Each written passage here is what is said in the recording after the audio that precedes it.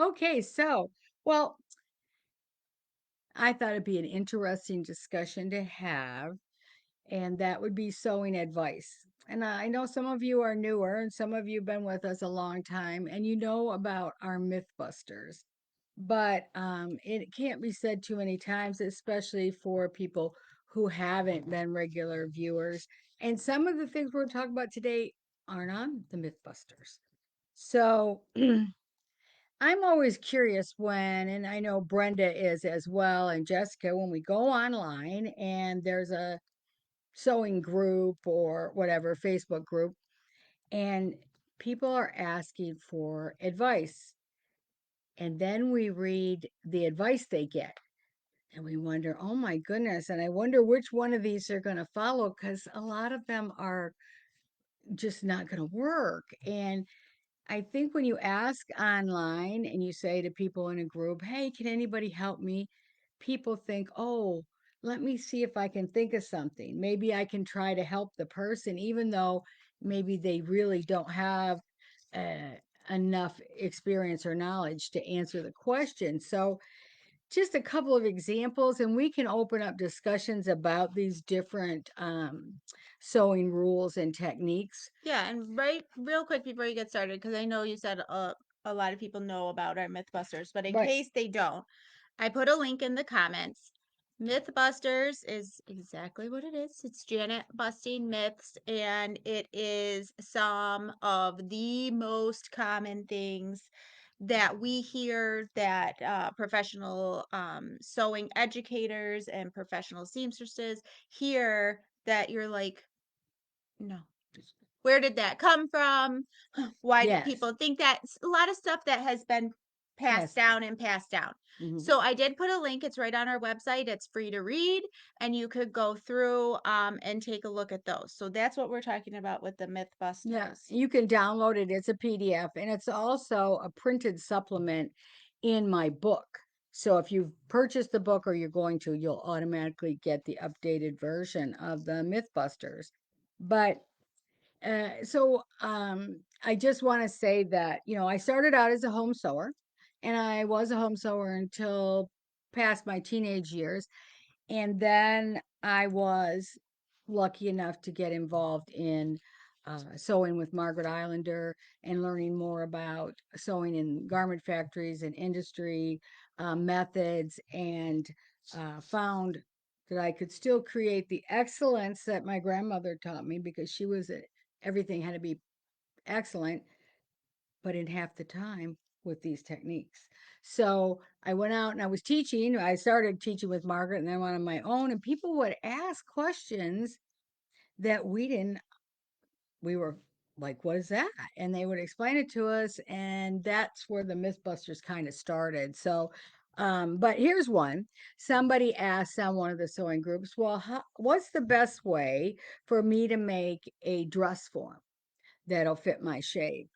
And believe it or not, one of the suggestion was to take some clothes that you like, that fit you well, and trace around them and make a pattern and stuff it, and that will be your dress form. Okay. I can't even tell you how many ways that's wrong and won't work. So we'll just, I don't even think you need that one explained. You know why that one's wrong. Is If you don't know okay. on any of these, Yeah, yeah, yeah. Ask, ask. don't be afraid to ask, because I think that that's a lot of what happens Oh, is people are afraid to ask, but why? Why won't that work? Or why does this work? Or why do you say to do that? Because it feels like you, especially like if you take a class or something, it feels like you are challenging them. okay. But you're not. You should not be Oh, afraid to as a ask. student, you're afraid you might be challenging Right. the teacher. Oh, never here So don't, because, yeah, if she says, "Oh, you all know why that won't work." If you don't, if you have even a little question about it, you're like, "I see why that wouldn't work, but what if?" yeah, Throw it out. You can okay. put it in the comments. Don't be afraid. Your clothes have ease in them and your body doesn't. Well, yeah.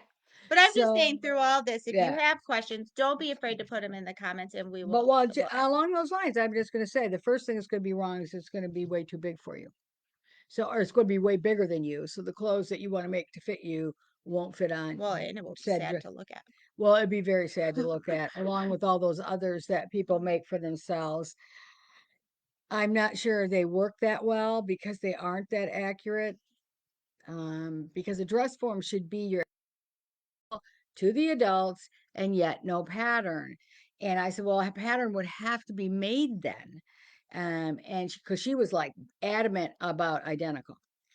She said, okay, how much would that cost? I said, well, that'd be about $125. And she goes, well, I guess for the dress, that'd be okay. And I said, oh no, that's for the pattern. And then she kind of gasped, and I said, here's the thing. At the end of the day, if the dress just sort of matches, it's going to be okay. She's a little girl. It doesn't have to be perfect.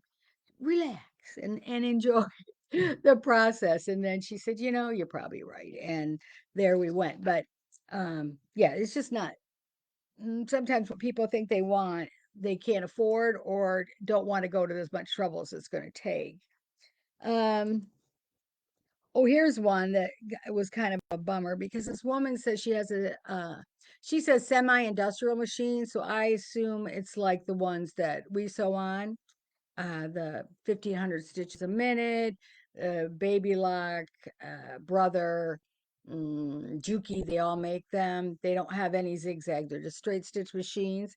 But she had a sewing machine repairman tell her that she should not use fusible interface because it'll gum up the hook on the bobbin in her sewing machine. Well, that's the craziest thing I ever heard. So that is totally not true. And here's the thing, when you fuse your interfacing, when you get fusible interfacing, it's not sticky or gooey. And until you hit the heat, it's a hot glue process. Until you put the heat to it, the glue doesn't melt. But when you put the heat to it, the glue melts and dries. It's not sticky anymore. There is no way that interfacing would be gumming up your hook. Now, if you use a spray glue, like a temporary spray glue to hold down, let's say some underlining or an applique or whatever, those can gum up your needle, not your hook, your needle. But the best solution for that is two things. One, wait an hour, at least a half hour after you've sprayed it so that you know it's completely set. Two, use Schmetz Super Needle. Schmetz has a needle called Super Needle, and it's probably Teflon coated, but whatever coating it has on it, it doesn't get stuck in the glue as easily. So if you do those two things, you won't have your needle gummed up either. Okay, there's a little internet problem, Oh, but I think we're good. okay. So if you missed anything of what she was saying and you have a question, feel free to put it in the comments. But Okay. I have Brenda keeping an eye on it as well. Was it going Um, in and out or it was something? freezing, Oh, so all right. So, anyways, the concept was fusible interfacing is the best interfacing to use in 99% of the cases, and it does not damage anything in your sewing machine. Um, Here's someone. Oh, this was a good answer. Well, not a good answer. It was a funny answer. Um, so this lady says she is making something in knit, and she wants to know what's the best interfacing to use for knits. Does she have to use a knit interfacing?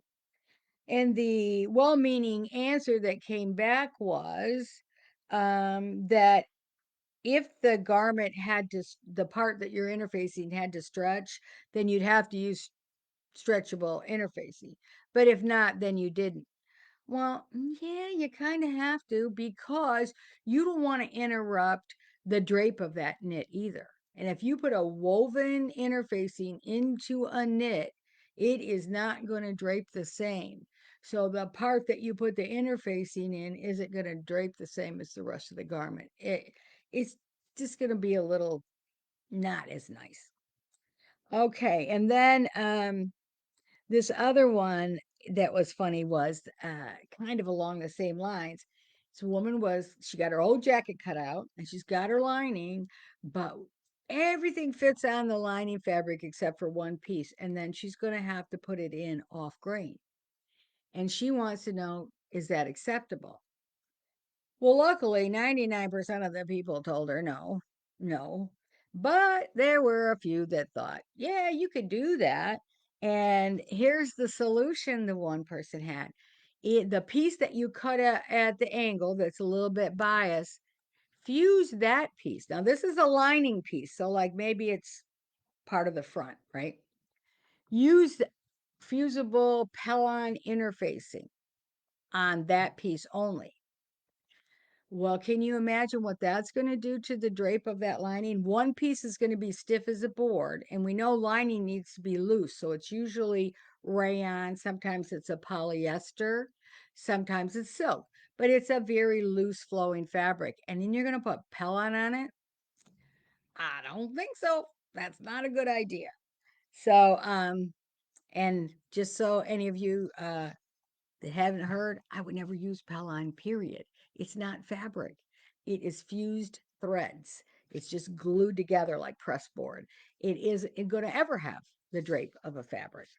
Perfect. Going back to the interfacing and the needle and all that, Hmm. Joni is asking, does alcohol get the glue off of gummed needles? Yeah, works good. Gooby gone too. But again, you won't need to do that if you're not in a hurry. Sometimes you're in a hurry and you just want to keep going, or you can't help it. You're late. So if that happens, yes, keep a little cotton ball and some alcohol to get it ungummed. But if you wait that time for it to cure and you use a super needle, no problem. Super needle by Schmetz. And by the way, Schmetz Needles has a wonderful website that will give you advice. So if you're having trouble trying to decide what needle to use or the needle you're using isn't working, that would be a great resource to find out the the perfect needle to use for your project. I'm gonna put a link. That's what I'm Okay, grabbing. schmetzneedles.com, I think. Um, okay, a couple years ago, I was working with a gentleman, a young man who wanted to maybe go into garment production, but he had no sewing experience of any kind. But he still thought this was a great idea for the city of Detroit to create some garments and things. So I worked with him for a while, and then I couldn't work with him any longer. But I remember one of the last times I saw him, I explained to him we were supposed to be making like 300 white dress shirts in this building that he had rented, but it was not. Uh, Something about the ceiling. It was like more like a warehouse or something. And something about the ceiling just kept raining grit and dirt down, So we'd On leave. white. Yeah, well, we didn't have the white fabric in there yet, but every time we'd come back, there'd be this layer on top of the machines and stuff. And I said, "Oh, we can't make white dress shirts in here." And with that, we were gonna have to do something about that. And he said, "Oh, it'll be okay." He said, "Because we have to wash them all after we finish making them, right?" And I said, "What?" And he said that someone who called themselves a tailor, well, so this is very suspicious to me, told him that you make the shirt first and then you wash it to shrink any of the shrinkage out of it. Whereupon I couldn't help but chuckle because what's going to happen if that fabric does shrink after you stitched it? Well, we all know, especially those of you who make quilts, it's all going to pucker, which looks really cool on a quilt. Not so good on a dress shirt. So I couldn't believe it, but somebody who called themselves a tailor told him that. So that was kind of funny and odd advice. Okay, I think I have one more, and this one's pretty good too. Uh, a person said that she made herself a dress pattern, and she used, see what she calls it, a pattern generator. Now, I'm not sure if she used pattern software or if she used a patterner, which is like it's kind of like a jigs. You have a thing that sits on the table and you move a lever and move a lever and then you trace and that's your pattern. And so maybe that was it. Um, there's another system by where you start out with a really small version of the pattern and then you draw a line out here and you draw a line out here and there, and pretty soon you have a bigger pattern. Those all could be considered patterners and they all could be considered not worth your time, as this woman will explain. She says that that was her first mistake using the thing because she was very disappointed. And then the shoulders were all messed up. She didn't explain how. So then when she went to make the sleeve, she goes, I had a guess at the circumference of the sleeve. So then she puts the sleeve in and it's all puckered. So the answer comes back, you might be able to use a ham and steam the puckers out. And then another one came back that maybe the weight of the sleeve is pulling down and causing the puckers. Okay. Well, the puckers are most likely exactly what she said. She didn't know the circumference, so she had to guess. But if it's puckered, chances are she should have gone back and cut the circumference down. Although, with this pattern not coming out right in the first place, I just feel like she's going to be wasting her time. But the fact that you could press puckers out is absolutely a fallacy. And I've heard it in so many sewing classes. I'm giving a sewing class and somebody goes, ooh, I kind of eased this. There's a little pucker here. And somebody say, that's okay. Just get a lot of steam on it and you can press it out. Well, yeah, for a few minutes. You can make most fabrics behave the way you want them to with a lot of hot steam because they will just give in. But when they cool and dry, they come right back to the way they were in the first place. So those puckers cannot be steamed out because they've been sewn in. There's too much fabric in that area. No amount of steam is going to disappear. That's a new word. Disappear that fabric. It's not going to make that fabric disappear or shrink it. So, no, if you get puckers in something, there's something wrong. You either ease one piece to the other, or there's too much easing in it. You have to figure that out. But no, you can't steam the puckers out, at least not permanently. Okay, now no questions at all, hey? Well, that's kind of cool, I think. Maybe. Does anybody have a question? Or one of the things I wanted to ask today, because we're working on some new projects for you, is what is your biggest either sewing conundrum, something that just you just have never been happy with the results of, or you don't feel like you really get it? Or what is your biggest fitting issue? And when I say fitting issue, don't tell me sleeve. Tell me the bicep of the sleeve or the sleeve cap or whatever. Same thing with, if it's a pant, what is the part of the pant that you're having trouble with? I want to just kind of see where everybody's at and get some ideas for some of these new things that we're going to bring you this year.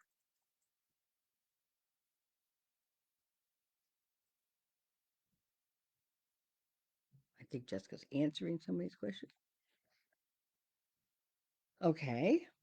And then I hope everybody saw the newsletter this week. We put the sweater kits on sale. I'm wearing one, but we don't have the red anymore. But we do. She's rubbing it in your face. Sorry. Well, actually, I like the denim blue better, but we do have the steel gray, a little bit of that left. We have that pretty pink. It's on the form behind Jessica. And we have the denim blue, steel gray, and the pink and the blue. But I've been wearing mine for almost let's see it, since March of last year. And they go in the wash machine, in the dryer. Come right out just like they went in. It's just wonderful. Okay, we got some. Um, okay, Sherry. Mhm. I hate zippers. Okay. I should say it like this. I hate zippers. That's how it feels. I'm doing another fleece robe for my granddaughter, and I am dreading the separating zipper. It's ridiculous that for all the years I have been sewing, uh-oh, lost it. Basically, all the years I've been sewing, she still hates it. There we go. My I God. still hate zippers. Okay, so Sherry, I do have a suggestion on that separating zipper. Do you know that you can sew that zipper on flat, then fold it over and stitch it down? And the reason I would do that is because it'll hold it in place. Because when you're doing polar fleece and you have that big thick seam that you're trying to stitch through while it's folded, and that zipper's under there, and you're trying to keep everything in place, that polar fleece makes it much harder to put the zipper in. So consider either basting it down first, so that would be just to the raw edge of the seam, okay, and then turn and stitch down. Does that make sense? I hope she understood that. Okay. Let us know if you didn't. Pamela says, my biggest problem now is tight bicep in the sleeve. She has a lot of extra skin after weight loss. Oh, yep. So you need an adjustment in your sleeve or you need a sloper. So there are a couple of different things that are done in home sewing to get garments to fit. And one of them is doing pattern alterations ahead of time. And when you know you have a certain issue, that's not a bad idea. Unfortunately, pattern alteration systems vary. There are several different types, there's different ways to do them, and sometimes they work and sometimes they don't. None of them work all the time on all issues. However, a sloper works 100% of the time. Why? Because when you make a sloper, you're actually molding and shaping the garment to your body. And so you can't go wrong. When you're trying to do a pattern alteration, you're going by a mathematical system. So it says, oh, well, slice it here, stretch it there, pin it down, a half inch here, quarter inch there, whatever. It could be off. And once it's off, oh, it's just very difficult to, and you get so confused because it's not something you do every day. But if you make a sloper and it's just contoured to your shoulder shape, to your where your neck is, not the pattern, it's the same thing with the arms. I mean, some people need deeper armholes, and other people need higher armholes. And so all of this is built into a sloper. Then you set a pattern on the table and you lay the sloper on top of it and you go, okay, well, I'm going to take that armhole down to exactly where my sloper is because that I know fits me perfect. And now I know the sleeve that fits me perfect to go into that armhole. And you never have those issues again. And I know some people will make a muslin and then they'll try to fit from the muslin. The problem of fitting from the muslin is sometimes it's in the pattern. It's not in the fabric. And if it isn't taken out in the pattern, you can't take it out of the fabric later. For instance, sometimes there's huge gaps in a neckline. We're going to take the pattern and slice and fold out that gap. And now that neckline is going to fit you perfectly. Probably not going to fit me because I didn't need it out, but you needed it out. So now it fits you perfectly. Um, so where was I going with it? But we do it right on the body. We don't say, oh, take a half an inch out. We do it right on the body. That way you get all the contours that your body needs, and every garment fits you from that point forward. It's easy peasy. And even if you buy a bad pattern, we've talked about that a lot. And I'm not bad mouthing anybody, please. There are people out there making patterns and they mean well, but they don't know what they don't know.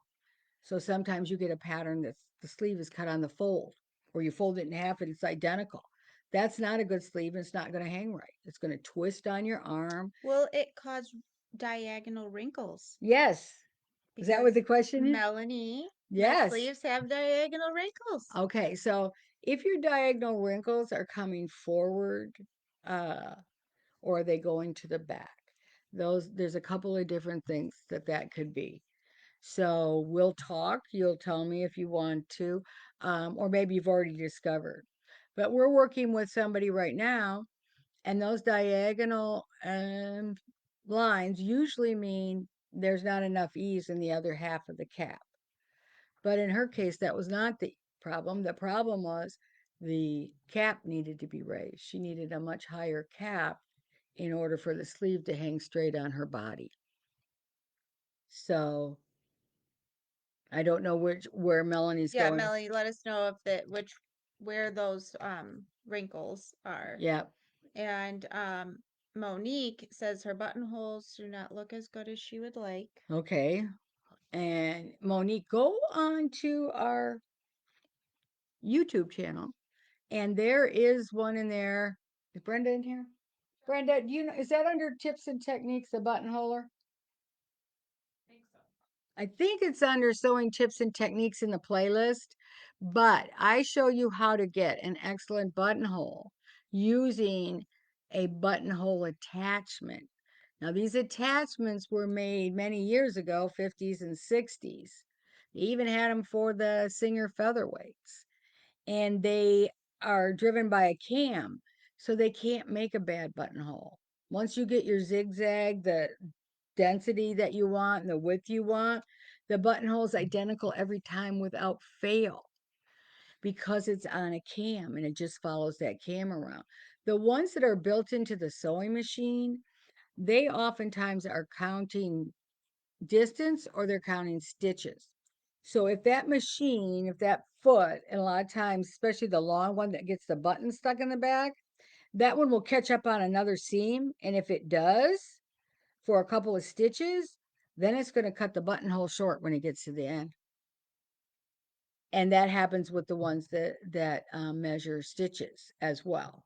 If they get caught up, it's going, okay, I need to put 700 stitches in this buttonhole, and if it makes 17 of them in one place, it's going to be very shy of 700 stitches and it's going to cut the buttonhole off at the end. And I've been through it with machines so many times. And when I went and I bought one of these vintage buttonholers, now I will tell you, I had to buy an old, pay 25 bucks for the sewing machine, an old metal zigzag sewing machine to hook it up to. And then I just leave it. And whenever we need buttonholes, we just go to it. That machine is not used for anything else. And that's also very helpful.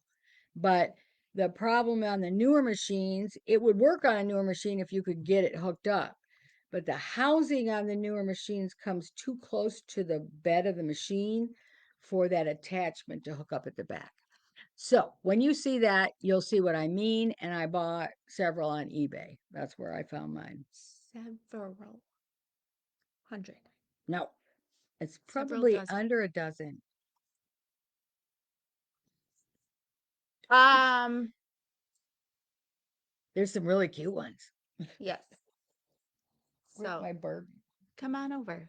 We have several I got a Barbie one over here. dozen. Well, it's not really Barbie, but it looks like it. See, this is what happens. Now we've lost her. I can't help it. I just happen to have a couple of them down here. So Just happened to have a couple laying around. okay. So if you had the Singer Touch and Sew or the Singer Futura back in the late 60s, maybe, oh, maybe into the 70s too. Um, this is what theirs would have looked like.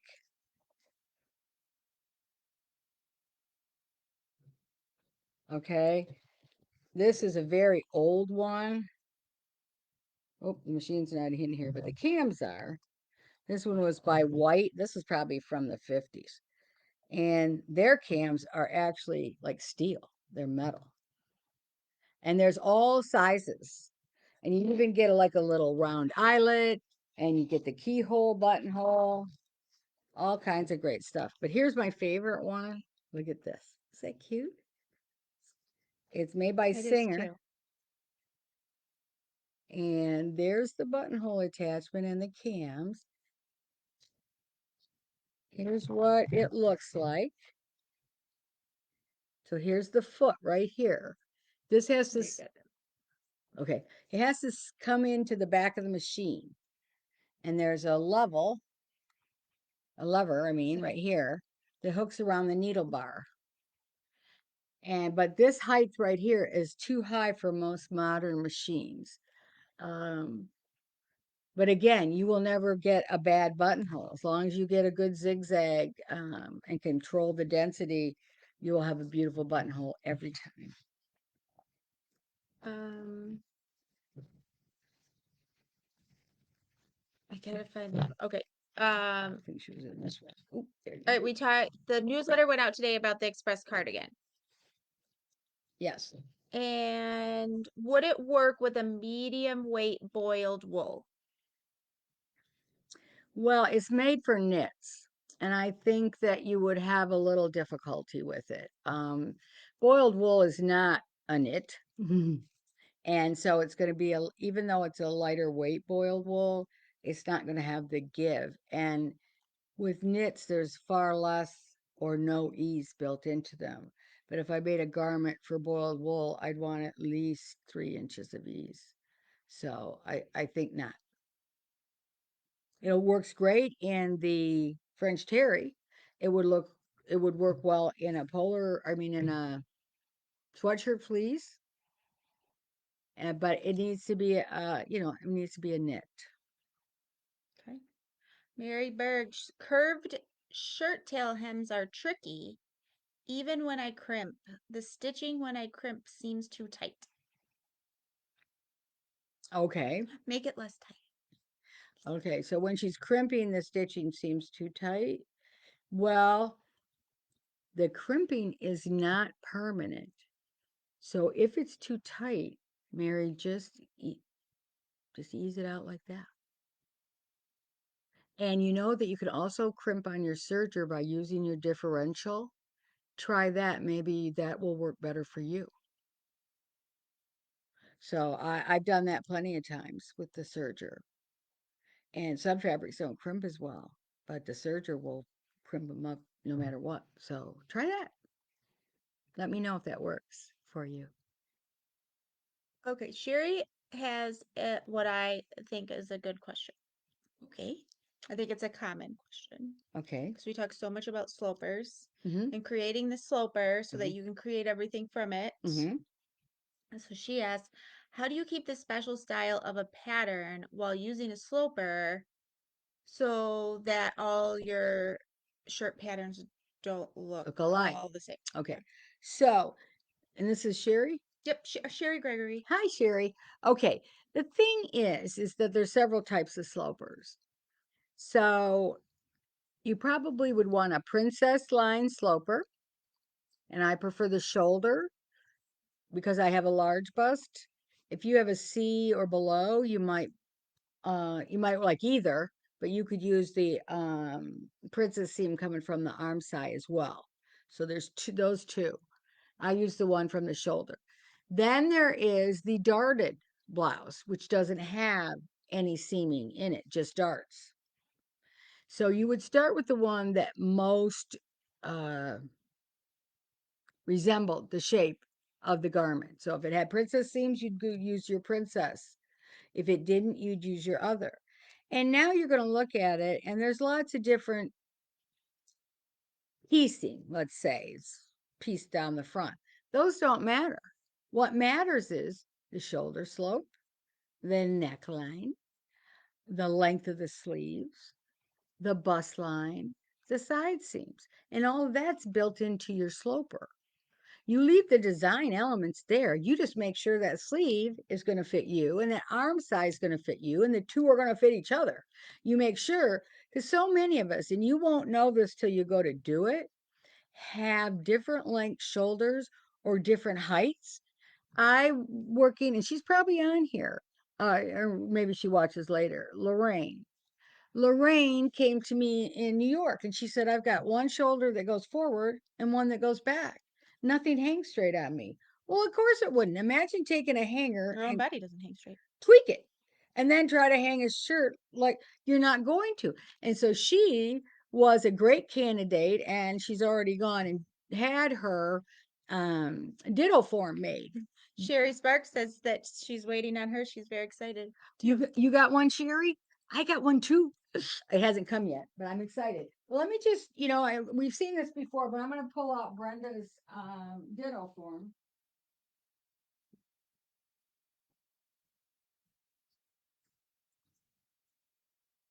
And here's the interesting thing.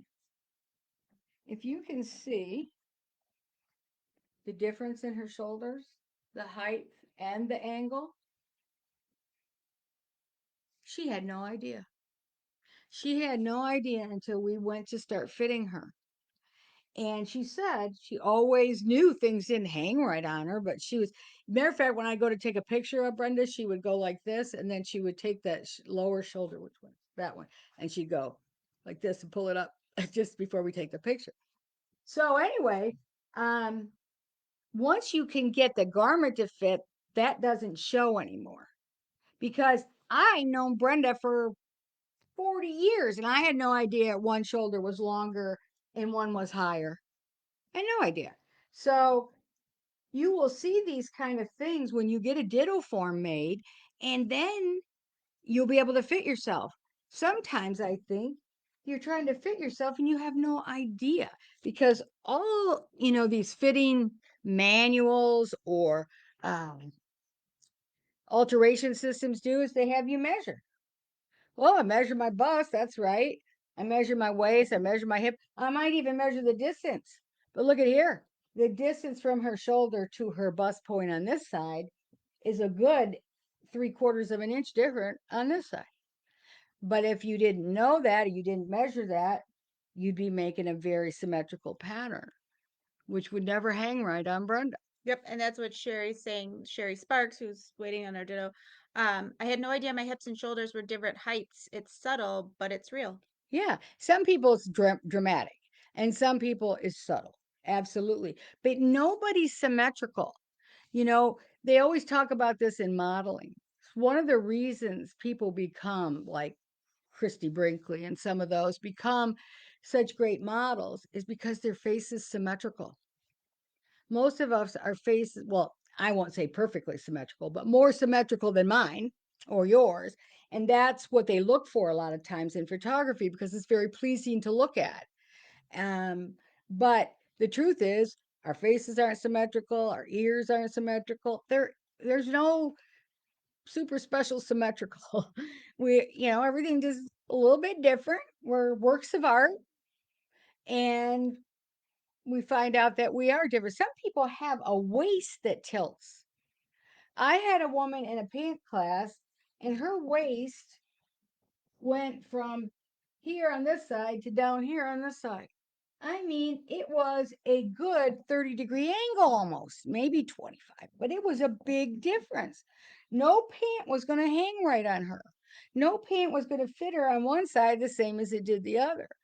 So for her, we made her pant sloper two, one for the left and one for the right, because they were very different. But now she can wear pants. They look beautiful on her, but they're comfortable too. All right. And anyone looking for ditto form information, we're working with ditto form right now because I'm getting one. Brenda's gotten hers, and we're just thrilled with it.